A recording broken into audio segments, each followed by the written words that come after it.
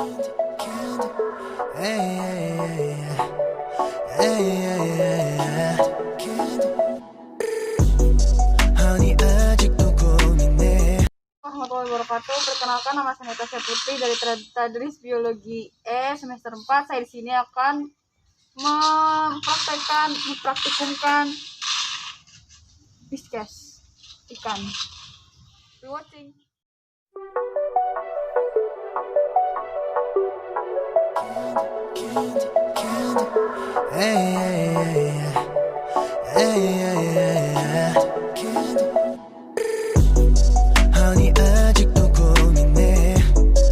Inilah ikan patin.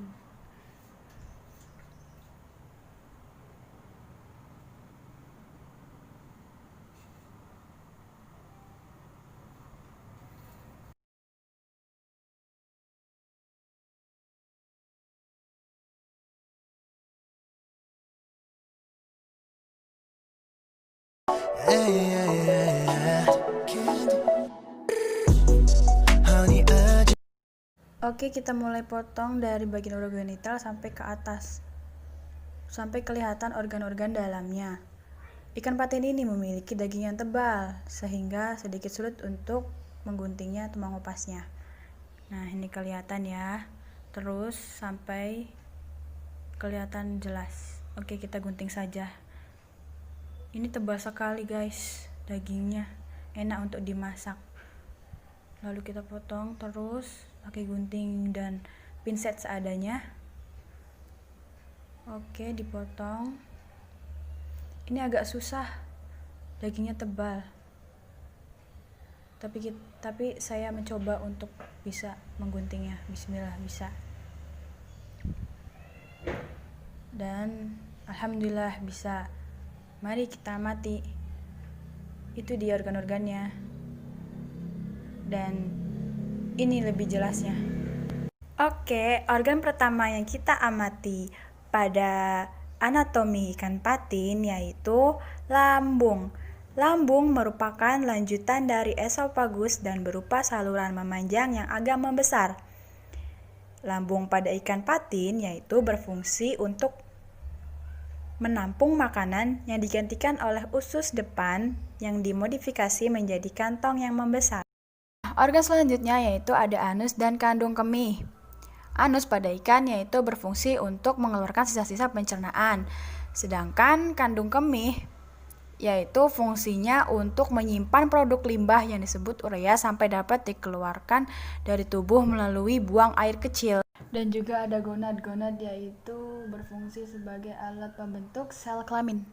Dan dia juga ada usus tentunya ya. Usus yaitu organ yang sangat panjang, berkelok-kelok dan besar. Usus ini yaitu terdapat dua saluran yang masuk ke dalam, yaitu saluran yang berasal dari kantung empedu dan berasal dari pankreas. Usus yaitu berfungsi sebagai penyerap sari makanan. Mari kita perjelas lagi untuk melihat hati, empedu, insang, dan jantung. Karena terlalu jauh jantungnya di sana, jadi kita harus potong. And this is akhirnya ketemu juga hati dan empedu. Hati ini bentuknya ini besar, berwarna merah kecoklatan, letaknya di bagian depan rongga badan dan meluas mengelilingi usus. Fungsinya yaitu menghasilkan empedu yang disimpan dalam kantong empedu untuk membantu proses pencernaan lemak. Dan kantong empedunya yaitu bentuknya bulat, berisi kehijau-hijauan gitu warnanya. Dan letaknya ini bagian depan dari hati, mempunyai saluran disebut ductus siticus yang bermuara pada usus. Kantong empedu berfungsi untuk menampung dan menyimpan empedu dan menghancurkannya ke dalam usus bila diperlukan. Empedu berguna untuk mencernakan lemak. Karena jantungnya susah sekali untuk diamati, saya memutuskan untuk memotongnya. Dan seperti itu jadinya. Nah, jantung ini berfungsi untuk memompa darah ke seluruh bagian tubuh, terletak di dekat insang dan dibungkus oleh selaput yang disebut perikardium.